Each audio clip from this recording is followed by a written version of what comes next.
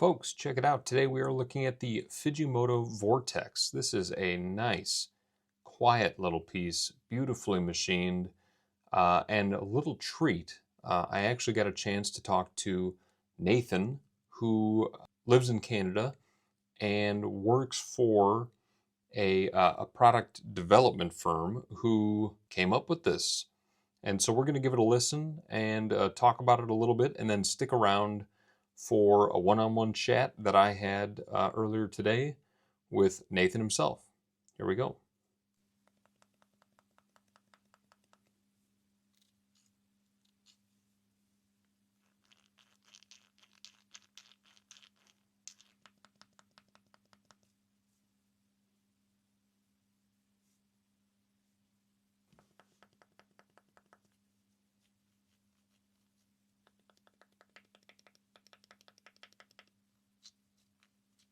So it seems pretty simple. That's exactly how it was designed to be. So this piece started as like a 3D printed piece that Nathan developed just kind of for his own amusement. So he had done some work with some different equipment. His company had been involved in what he called optics, which is, lenses, cameras, binoculars, things like that. But he had come across this little piece called a rotary encoder. Now, those you might usually find in like the knob of a stereo or something like that, stereo equipment. And it's just like that subtle click that definitely has a haptic to it, but not necessarily a sound. And that just kind of sparked his interest, and he had ended up creating this kind of thicker cylindrical piece that had a rotary encoder embedded in it, so it could do this function. But he noticed after making it that people kept taking it from him and kept using it, and he kept having to make more and more until he eventually started selling the 3D printed ones in mass. And his team ended up taking a year and a half to develop this to completion. So super interesting to kind of get the backstory. They plan to kind of stay in the luxury item space, making quieter pieces. Not necessarily completely silent all the time, but just these quiet kind of office pieces. He refers to it at one point as a kinetic sculpture, which I really loved. Let's talk about functionality here first. So this came just in time for me. I was headed to my sister-in-law's wedding. Shout out Stefan Lucas, congrats, on Saturday. And this showed up in the mail like right before I was leaving. And so I took it with me. I unboxed it in the car. I got a hold of it and I was like, thank God, this is exactly what I needed for a really quiet ceremony. And I brought this with me and nobody had a clue. It was phenomenal. And what I noticed as the night went on was I was not only, utilizing the push button, the rotating knob feature, but I was in love with the machining on this piece. And we get into it in the discussion a little bit about just how difficult it is to machine such a subtle kind of tapering of that tooling right back into the solid piece. You know what I mean? So cutting those grooves and then ever so slightly letting up so that it just kind of tapers off and you don't really end up with a dead end machine line. And that feels so good. It's like a Worrystone totem or something like that.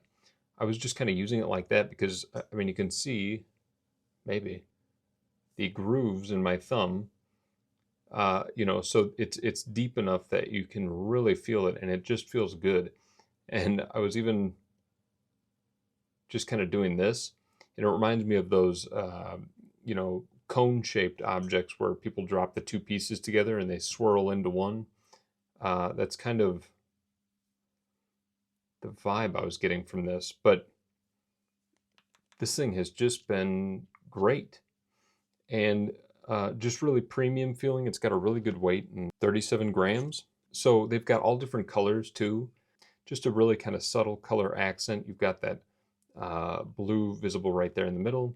You've got it on top and you've got it on the bottom, but nothing gaudy or anything like that. It's, again, like I said, really kind of discreet and looks really nice, looks really classy. So you can't take it apart. It is not meant to be taken apart. He states that there's 16 different pieces involved in here, and they're not necessarily keen on saying what those 16 pieces are or how they all come together to make this, but I can assure you it feels good. Now, when I took it out of the pack and my wife saw it, she's used to a spin stick, and she immediately went like this. And she said, no, that doesn't spin. And I said, you're doing it wrong. It's not meant to spin. It's meant to click. It is a knob, right? So if you've ever just loved like the dial feature of a stereo set or something like that, and you just love kind of turning those knobs, turning those dials, but it's something you want to like take on the go. I mean, you can pocket this thing easily. Okay, 75.6 millimeters, 15.59. And so let's put it up against, like, here's an X-Acto knife that I've got. Here's like that biggest Sharpie. So really good size, really easy to carry in the pocket. I'll be honest, I find this incredibly addicting. This is what it does. This is what it is. Nothing hidden.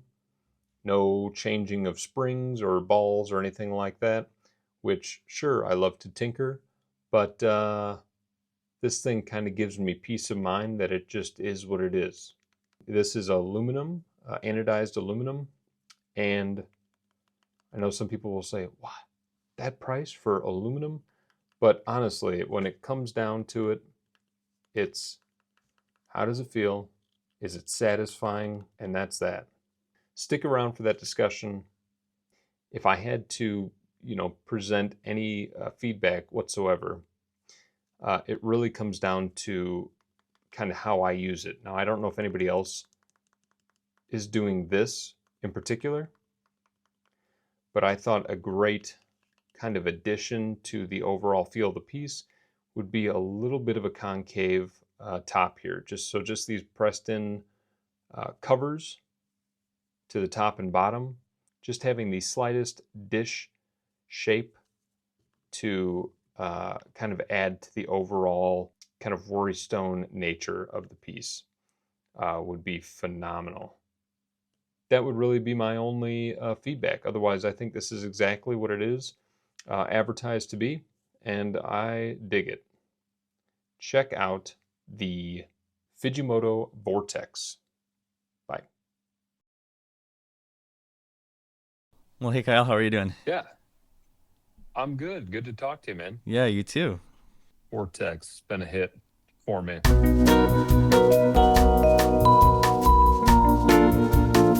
I really Yeah. tried to like figure out how to get that tactile feel with something that wasn't loud. If this was going to Mm-hmm. be kind of more of a luxury in a professional setting, not really like just a toy that you have around, but something that you might actually be using at work, on a Zoom Right. call or something Yeah. like that, or in an office environment that it's not going to be bothering people around you. There's some awesome, really satisfying tactile fidgets with all these magnets and stuff like that. Super fancy, super cool, super fun. Yeah. But if there's anyone else around you, it's like 10 times more annoying than your average pen clicking, right? There is not a person out there that doesn't have a fidgety habit. You Yeah, know what I mean? It just depends on what it is, and to have like discovered the community that's out there and have pieces that are specific to it. You know what I mean? People kind of look at it like, Okay, why not just click a pen? It's like, I mean, some of the stuff is kind of art, and it's really cool to have. But yeah, I think everybody could enjoy it. I find people either get it or they don't. Some people pick this thing up and they're like, "What does it do?"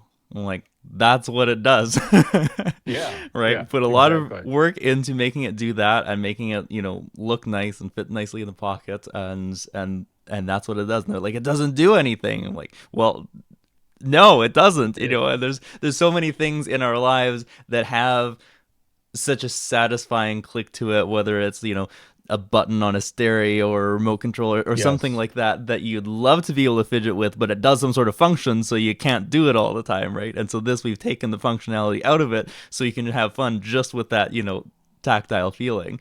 So there's exactly. like this one camp of people that just don't get it. They're like, well, you should make it do something, right? And then there's this other half of people that pick it up and just instantly they're like, oh my gosh, I It's like, get it. cannot put this down. And an hour later it's like, can I have that back? Like, Like, how did you get into the space? I mean, like every good discovery, it came completely by accident, and so that's kind of what happened here. So we're talking about the audio switch. This actually started from an actual audio switch. So there's a rotary encoder which you find Okay. inside, let's say like your car audio knob. You have a volume up, volume down, Hmm. on off. So I work a lot with electronics, and I had one of these on my desk. I don't even know why. And I just kept gravitating to it and fidgeting with it. And it just had a nice feel to it. It has these very pokey pins on it, which I kept stabbing myself with, which is not very fun. But I kept playing with it, and it was fidgety. And so I thought, okay, let's make something around this. So I went through several iterations of prototyping and eventually came up with this kind of plastic 3D printed shell that I printed over top of the rotary encoder, which basically kind of gave that, click, click, click, click with the 20 indices there, and then the kind of pop up and down. So I Hmm. made this thing just as a fun little thing to have a fidget on my desk. And my sister saw it and she's like, "Hey, what is that?" And I said, "Oh, it's this little fidget toy that I made." So anyway, I let her try it out and we were talking. And 20 minutes later, she hadn't put it down yet. And I said, "Do you just want to keep that? Like, obviously you're enjoying that." So she said, "Sure." And then it wasn't a couple days later that she said that a friend of hers was playing around with it and also couldn't put it down. And so she gave it to her and said, "Can you make me another one?" Oh, okay, sure.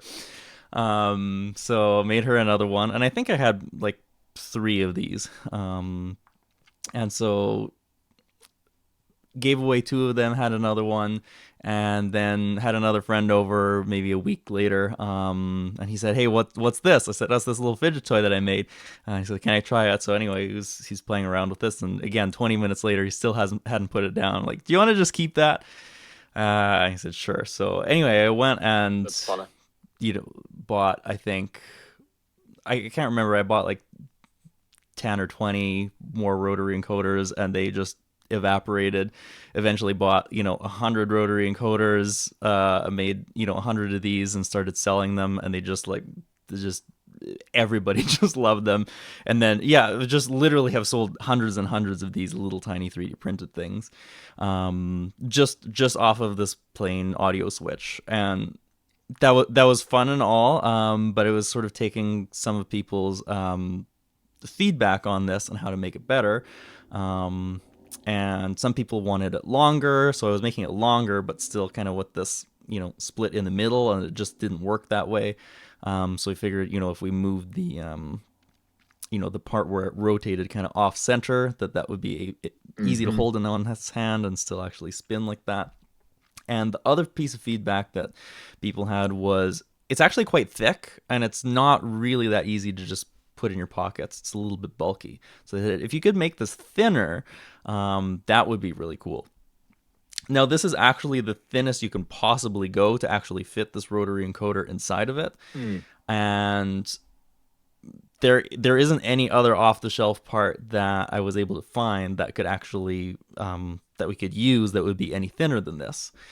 So then it's like, okay, this is going to be a little bit more of a project. So I run a product development firm up here in Canada and decided that Okay. we would use this as kind of like an internal design challenge or project to figure out like, okay, how do we get this feel, from a kind of cheap little audio switch part inside a smaller package. And if we're going to put a whole bunch of our engineering and design work into this, why don't we make it something that's fancy and luxury and competes with all the fancy fidget toys that are out there?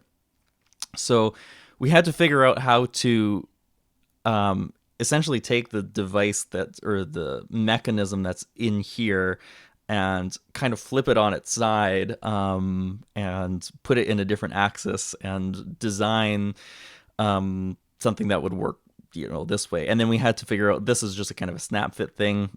It's pressed together with a jig, which you can't press fit metal. So we needed to figure out how to do the very like Apple-esque design with no screws. You can't really tell how it's put together. Right. You Yeah. can't take it apart, and just kind of like it's just completely seamless. So we spent about a year and a half. We met for half a day every single week, just to kind of work on this project. And you get something that kind of works, but it doesn't feel exactly the same. And so then you have to do another round of prototyping. And you gotta wait for that. So it was actually a really huge kind of design and engineering project that we embarked on for quite a long time. And then finally, when we got it, everything working, it was also another challenge to find a manufacturer who was actually capable of doing what we wanted. Like Hmm. the kind of fluted design that we have here, if you notice at the very edges of it, it actually just kind of fades right into the Papers cylinder, off. Yeah. which like there's not just kind of like a little half circle end of the milling machine tool. So that was like a very, very intricate thing instead of just like one pass of the CNC. Like every line literally like has hundreds of, pieces of G code in it to just kind of get that Yeah. almost like it's almost like fabric sort of thing flowing kind of. So that's how it all came to be. It Yeah. started with a little rotary encoder, and this little kind of plastic fidget toy that just kept flying off the shelves, and then turned into like a real challenge of like how do we actually redesign this thing. And so we built kind of a bit of a brand around it. We have tons of other ideas for other toys. One, the actual metal prototype of it is finished, and we're just kind of tweaking a few of the like manufacturing tolerances and clearances on it to actually get it good for mass production, but hoping to have lots of other things and really focus on that fancy, quiet, really tactile, satisfying kind of feel. But yeah, that's kind of how it all started. um, so we specifically made these out of anodized aluminum, because I wanted to be able to do the really vibrant, just kind of little pop of color that you get in there. Yeah. And that way people can choose whatever color they like, but it's also kind of nondescript. And a lot of people are saying like, why am I paying so much for like a piece of aluminum where I can go and there's all these other fidget toys that are titanium and things like that. And we might look at doing those more exotic materials if that's what people are wanting. But I find it funny that people will, like, I have a tungsten fidget spinner here, which is really heavy. People I've seen spend, hundreds and hundreds of dollars on a titanium fidget spinner. And at the end of the day, it's just a spinner, right? And I'm going, okay, Right. is it the material that really adds anything to it? And for me personally, it's the actual feel at the end of the day. All sorts of things that we probably could do, but I think our specific niche is really in the quiet kind of, really satisfying but not very loud kind of space. Yeah. And I think the other thing that achieves is it is kind of a perfect weight. It doesn't feel cheap by any Mm-hmm. means, but the aluminum kind of gives it a lighter, like I said, more pocketable kind of feel. But yeah, I mean, there are some, and every hobby is going to have a wide array of people. But I mean, there are some real kind of like material snobs that they want everything in zirconium, or they want everything in Damascus, or whatever it is. Uh, I don't know how familiar you are with like the fidget community then, or if you started in that and that's kind of what got it rolling. But like this is the Pura, which is a new slider that they released, but this is an aluminum shell. It sells for $350. Yeah, And people are like, this is unbelievable, and so up in arms. And I said, if you get it in your hand and it's one of the best sliders you've slid, it doesn't matter. It doesn't matter what it's made out of. You know what I mean? hmm It's really about the experience that's delivered at the end of the process. I say this over and over again, so I'm sure people are probably sick of hearing about it, but like, it's an art form. I yeah, do believe that machining is its own art, with no exception with the Vortex, because when I got it, I mean, one of the first things I noticed was that tapered, kind of fluting that you're talking about down the side. Um, it's like Worrystone esque, where I've been using it like that, uh, like flipping it over so that the just buttons yeah. on the underside and just running my thumb up and down, that alone is like its own. It doesn't matter if that's aluminum or titanium or Zerk or whatever it is. It's like, this feels phenomenal. Mhm. So I definitely, I noticed that for sure and appreciated that. Well, yeah, you definitely get it in the sense that it's funny. Some people are saying it's like, well, it's a thing that moves, but it doesn't do anything. And from our perspective, it's actually we've created essentially a kinetic sculpture, right? We've put Hmm. not only engineering but also design effort into this thing and Like that. created something that's not just something that kind of looks cool that you can put on your desk and display, and look at, but it's something that you can actually interact with. And so, Yeah. I marvel at, for example, watchmaking, right? Is you have this, Oh yeah. expensive, beautiful thing that also works and keeps time accurately, right? And full of all these Hmm. little components. And I mean, like, there's 16 components inside of this. I mean, nothing compared to like what's in a watch. But it's not like two or three. Like, there's a lot of stuff that needed to be, you know, engineered to make something like this actually function. And so I think it's kind of like a neat concept to think of, like, instead of thinking about it of taking something functional and removing the function out of it, I'm more thinking of like taking something beautiful and adding some interaction to it. Is kind of how we think about it. That's that's really cool. I like that term too, kinetic sculpture. Um, yeah, I mean, I'm excited to see kind of where you guys go from here. I think one of the other questions I had when you were talking about it, obviously you were letting people try that 3D printed piece, and it was getting a lot of uh, attention or curiosity from people. Two-part question: what did you guys produce before? So I know you said product development firm. So did you specialize in anything in particular, or was it out of left field to say, hey, we could make a fidget? And what was it like selling that to coworkers? Were they like, kind of like when you hand it to your aunt at Christmas and she's like, what the hell is this? I find it's a 50-50 split. People either they don't get it or they get it. I kind of have a history of consumer electronics, and so hence I had some sort of electronic component lying around. Hmm. I named my company Atom Inventing, with Atom being the building blocks of absolutely everything, with the idea that we should be able to figure out how to create absolutely anything from the original, the smallest Lego building blocks of the material world. And so, in a sense, nothing is kind of out of the ordinary for us. We get all sorts of different projects. Like, we've worked on binoculars and optics and cameras.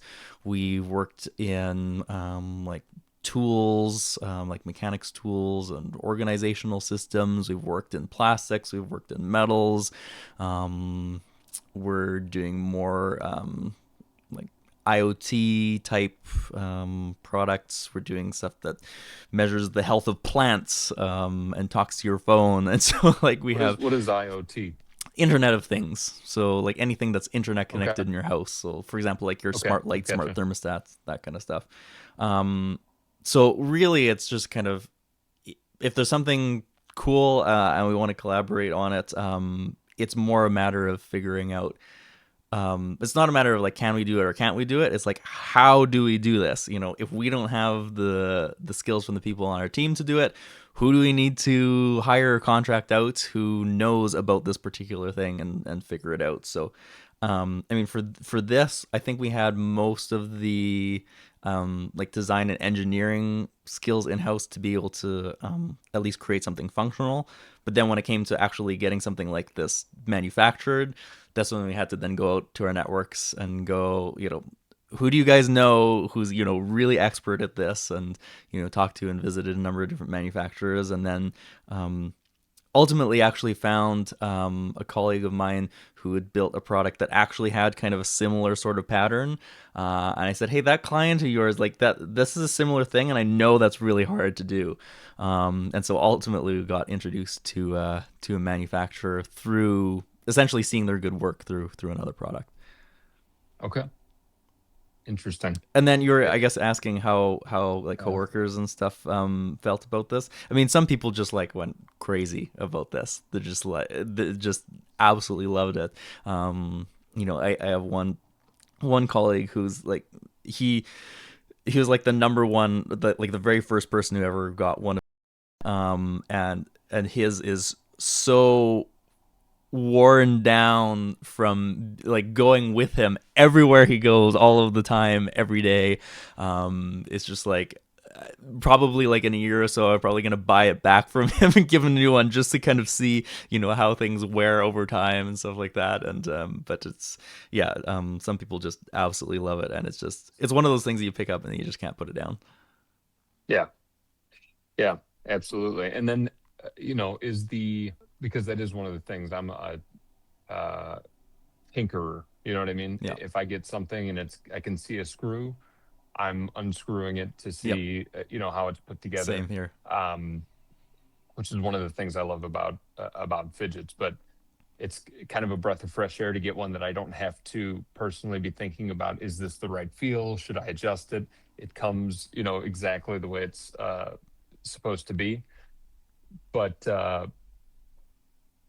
is it secret how it's put together then?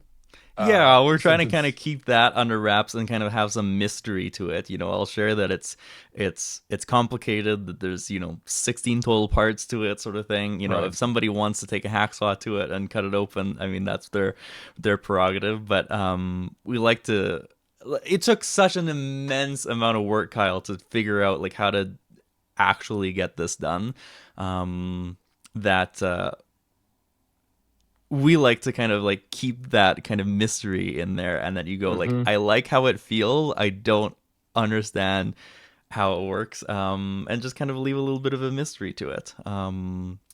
So yeah, we haven't put any like exploded diagrams of this, you know, on the website or anything like that. We've done like totally screwless design, which the real difficult part of doing that was that there's actually two axes of movement, right? There's a rotation and then there's an up and down.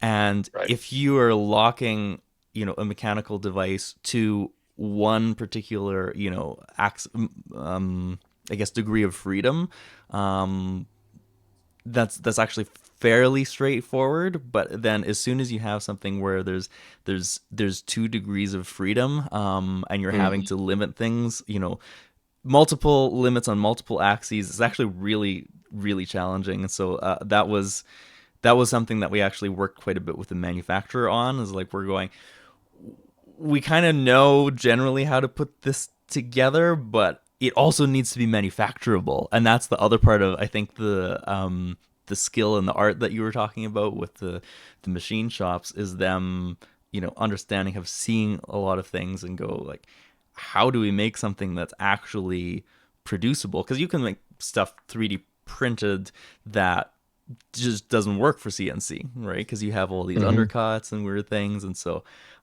we definitely learned a lot from that process, and it was challenging to get those two axes together. When did you guys launch this because it's what struck me when somebody brought it up to me, and then I looked it up. Was I've never heard of it. I tend to, think that I have a pretty good pulse on the community. Never heard of it. Here's this website that is super kick-ass, just Thanks. clean and sleek. And here's this product, and it's branded. Uh, and I'm like, like fully formed out of the box. You know Yeah. what I mean? Generally, if a new brand kind of enters the space, um, it's maybe got kind of poorly, graphically designed website, or it's just an Etsy shop or something like Hmm. that.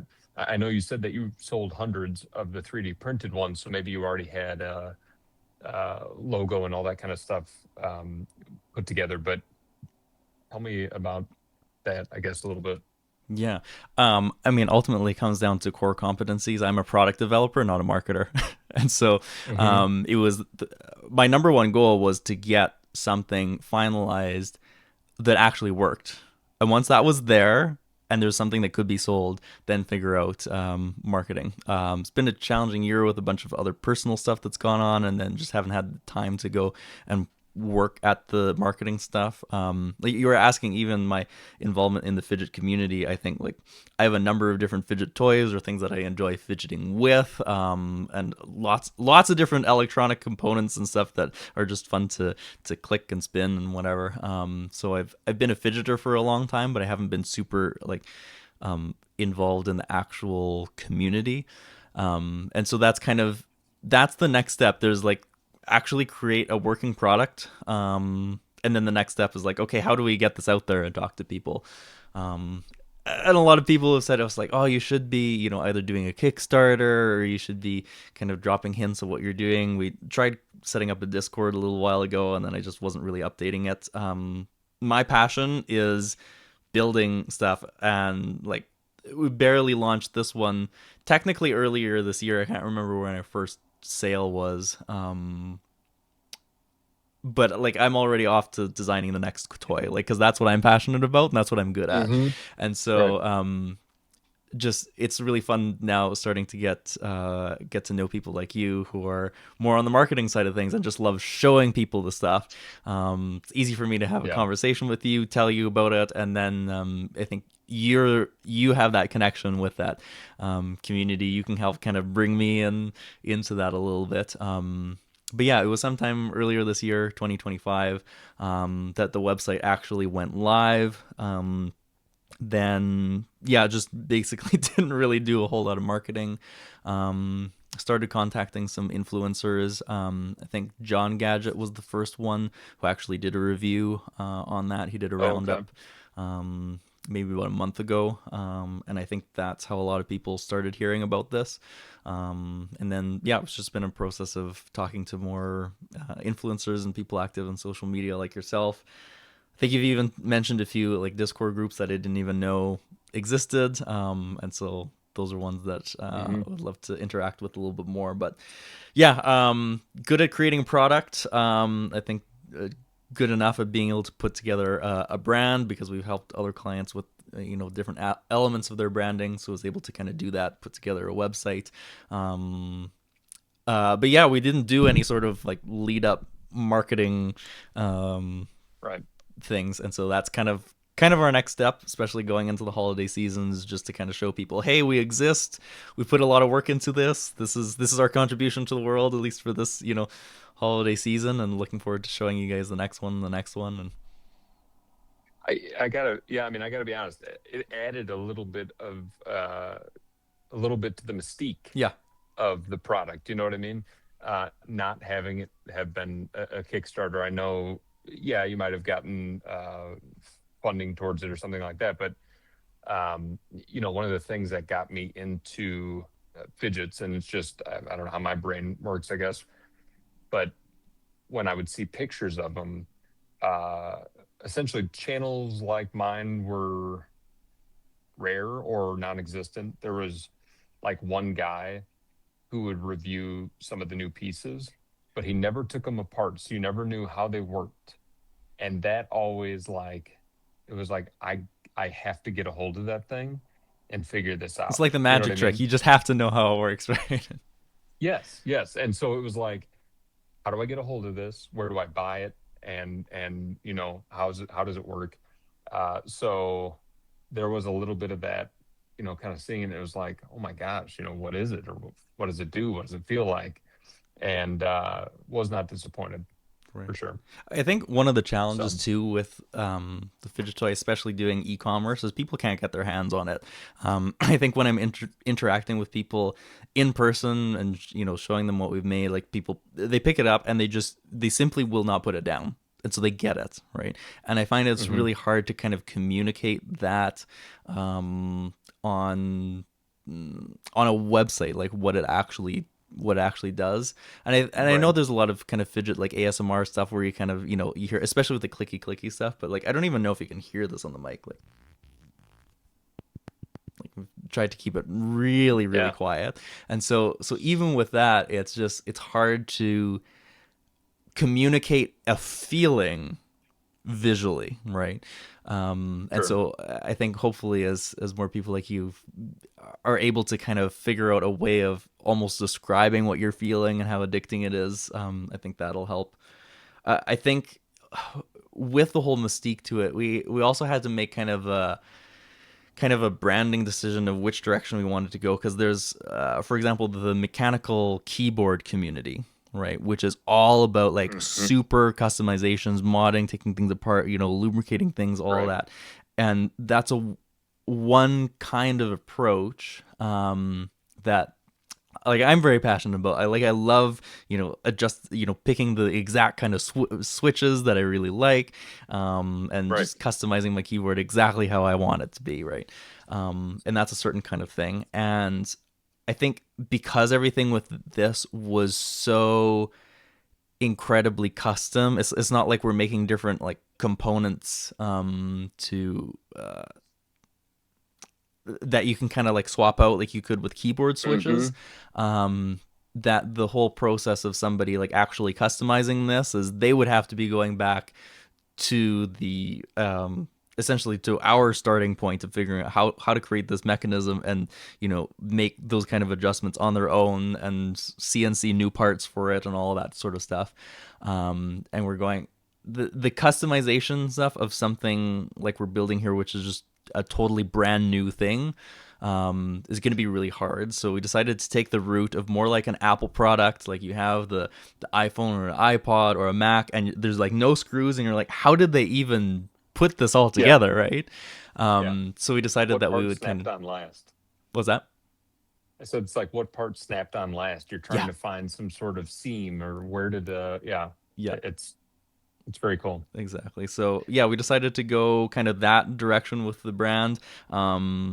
Some people hate that. They want to, take it apart and try to adjust tension of things and fiddle around with all that stuff, which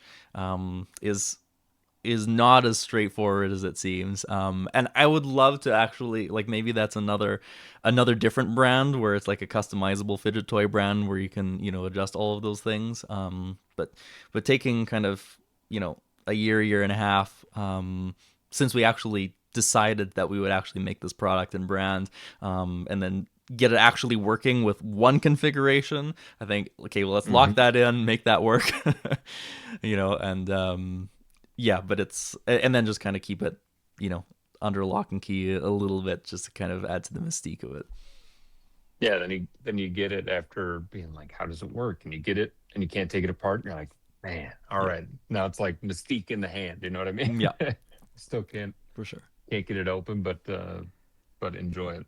Um, has this like changed the trajectory of your business at all?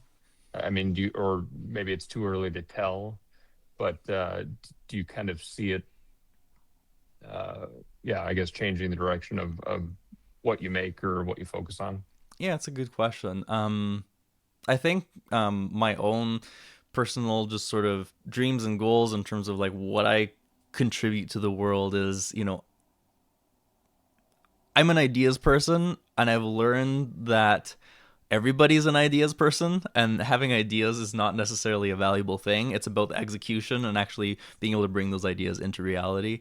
And so I have a lot of ideas for a lot of different products that I would love to get out there because it's an improvement on something that exists, something that can make something better. And I think for most of my career, and since I really launched my consulting business probably maybe like 8 or 9 years ago, it's it's been a lot of client work with other people's projects. So I get to surround myself with a lot of really intelligent people with really good ideas that have some funding and have the right team in place to make something happen. But I think there's like another level of passion that comes with not necessarily helping somebody else achieve their dream and their product, but going through like actually having an idea and taking that all the way through.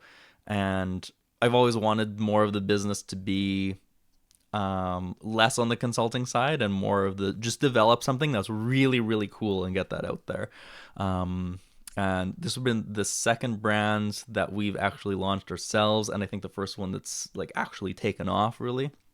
And so I'd love to, yeah, just explore with creating more of these fidget toys because it's so satisfying to just like hear the feedback back from people, especially when they're a bit skeptical. They're like, okay, there's this website. I've never heard of this brand. Obviously, it's not some random fly by night thing because they put work into it, and you see the photos like it's a real thing. But Mm. like, is this, you know, what is this thing? And so, some of them bite the bullet, they get it, they try it out, and then they just fall in love with it. And I get these emails from customers going like, I have no idea what I was in for, but this is amazing, and they send some sort of great testimonial, or people like you saying like, everyone's telling me I have to try this. Yeah. And so that for me is super rewarding. So in terms of adjusting the trajectory of the business, I think it's just giving me that encouragement and impetus to just continue creating really cool things. Even if they do end up being, on the expensive side because they take a lot of time and a lot of engineering and a lot of design work, that there is a community out there that actually really appreciates that and can actually see, the love and care that's been put into creating something, and just, yeah, want to be able to create more cool things like this. It's really great to talk to somebody who's involved in the fidget community and passionate, to play with the things. I'm a real person out here just trying to create cool stuff and want to talk to other people like you who are curating the cool stuff out there from all these people. And people like Yeah. me tend to be fairly anonymous, right? You see, some sort Hmm. of website there. Like we did put a short little about us page on the website. But other than that, it's there are lots of brands out there where you don't have that connection with the creator, and I think that actually is generally pretty important to have. We just haven't necessarily put in the marketing effort into it just yet. But Yeah. yeah, it's been great to be able to chat with you, and yeah, just share more. Again, I'm super passionate about this. The thing that gets me up out of bed in the morning is just knowing that I'm going to be creating something cool today, and coming Sounds like a across dream job. some sort of engineering challenge that nobody solved before. And like the funny thing is, like, you run into something and it's just like, who can we call that knows how to solve this problem? And it's like, there's no one to call because nobody solved this problem before.